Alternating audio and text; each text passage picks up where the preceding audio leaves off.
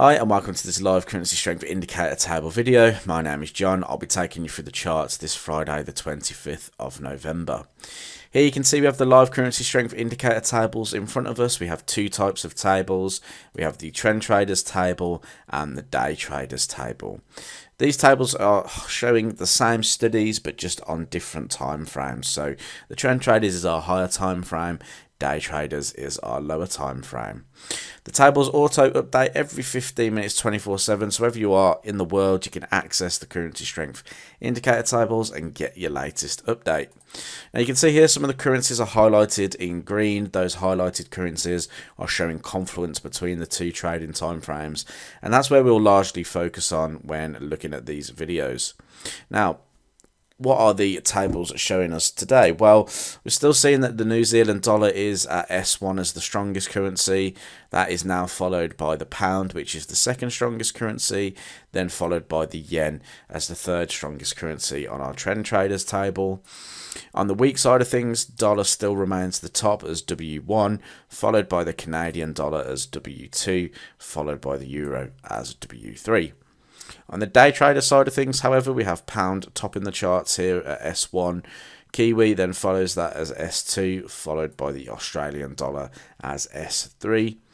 On the weak side of things, dollar tops the chart again, followed by the Canadian dollar, and then followed by the Swiss franc this time. In this video, we're going to have a look at a few of these pairs that are highlighted here, just from a management point of view.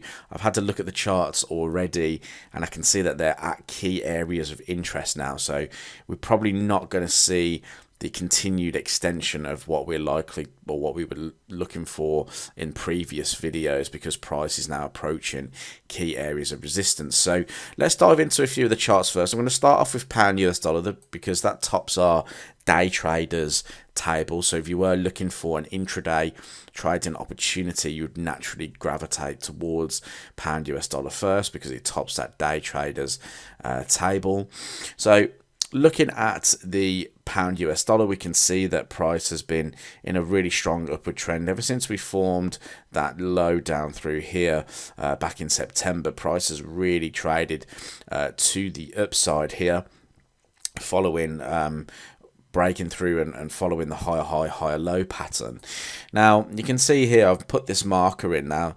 The 26th of October, the pound US dollar was featured for long opportunities, and we did talk about pound US dollar retracing and hitting this trend line support before continuing to the upside. Now, if you'd followed that path, price has since rallied 770 pips from that point. So price has moved a significant way. Okay, so I'm expecting some kind of pullback.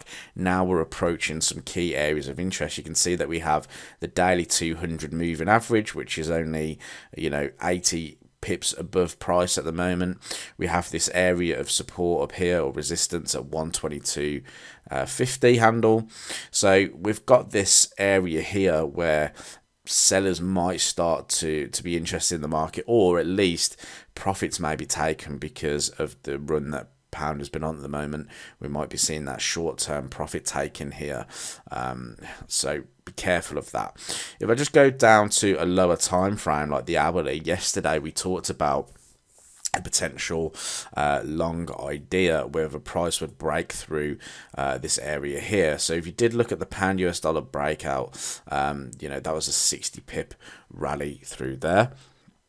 We could look for something similar today, but like I said, it being a Friday for one, and two, we're so close to this resistance zone now. Any kind of breakout here, I imagine, will only be short-lived. We can see that on this hourly, every time we've broken out and moved higher and made the higher high, they have got shallower. So I would not be expecting, if price was to break out, to see a move that's really substantial. I'd expect maybe a move back to the swing high, or maybe the 200 moving average where price might find resistance.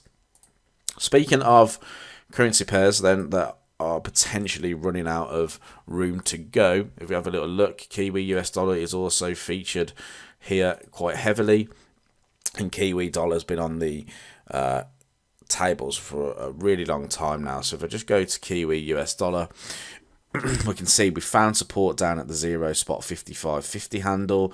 Ever since then, we've rallied to the upside. So we've had a sort of 650 pip rally, and you can see now price is at a key area of resistance. Although we broke out of the 6200 highs, which was a key level of resistance, price has come up to the daily 200 moving average, and we're starting to see some sellers coming back in now. And this is a daily time frame, so you can see price has broken through yesterday's low. So that to me would suggest that we're probably going to see a bit more of a pullback move here, rather than a continuation from a day trading standpoint. Okay, so don't expect any kind of day trading move back to the upside today. I expect more of a pullback. Now, this could interest trend traders, so trend traders might be interested in the pullback just because you might be looking to get in on this trend. So you might want to be looking at the move down to the 6200 or even down to where price has found some resistance here before looking for a swing trading opportunity back to the high. There's nothing wrong with looking for that, especially if the New Zealand US dollar remains on the traders side of things. So keep an eye on that. But I think what we're really looking at today is a bit of a pullback day. I don't think we're going to see the option for our trading opportunities, especially as well, like I said, it being a Friday. Highlighting Kiwi CAD then, just because Kiwi CAD has also featured on the charts quite heavily recently. I just wanted to show you how price has moved. So ever since it did feature on the chart, we've rallied over 470 pips from the tables. So that was quite interesting to see. And again, we've kind of just moved in a straight line. If I was just go to a weekly time frame, you can see very much straight line to the upside. Now we're approaching again a key level of resistance. So do we really want to be buyers at resistance? No, we want to wait until that resistance is cleared, or at least have price pull back first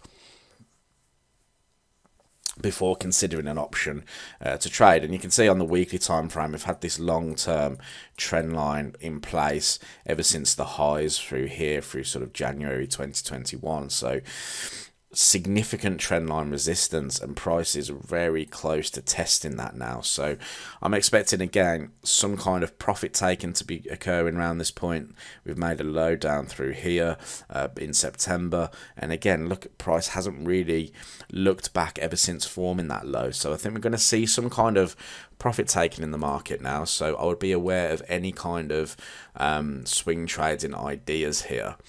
The only thing you maybe want to consider is on an intraday perspective, if price was to trade through this area here. So you can see on the 4-hour time frame, I've drawn in this trend line here, which price has respected on numerous occasions. So if price was to respect it again here, you may look for an intraday move, but I don't think it will last very long. Like I said, we have this huge trend line resistance sitting above a very historical one as well. So it's going to be a strong level of resistance. And if price does rally, you want to be very careful of the sort of impulse move that does occur, because you're probably only going to see a very short-term move, especially if you're going to look at it from a breakout perspective, maybe of this sort of trend line. You know, if price then traded out the trend line, you've only really got 30 pips to fight for with a potential 40 pip stop. So not really something we want to be looking at. We want to be looking at really strong positive reward to risk trades. I think the last time we featured it for a breakout was over here, and we talked about, you know, that sort of 40-50 pip stop, because you've got the 150-160 pip targets to be had there. So, you know, the difference between that and that is you've got a really good reward to risk ratio, whereas here it's a negative reward to risk. So we don't really want to be taking those type of setups. So if anything, today it's probably one of those days to sit out of the market, maybe review some of your past trades that you've been doing recently, and or maybe time to refresh some of your own personal trading charts. But definitely one of those days to stay out of the market, and we'll see how it forms going into next week. But I hope you enjoyed this video. I hope you enjoyed the content this week as well. If you are a member, if you're not a member and you are interested in becoming a member and seeing how the live currency strength indicator tables can be used on a daily basis and see how you can change your forex trading outcome, then please head over to charlesclifton.co.uk. Here we run a trial period for £1, so you can test the tables out, see how you can implement into your trading style, and yeah, hope you enjoyed the video. Look forward to speaking to you soon.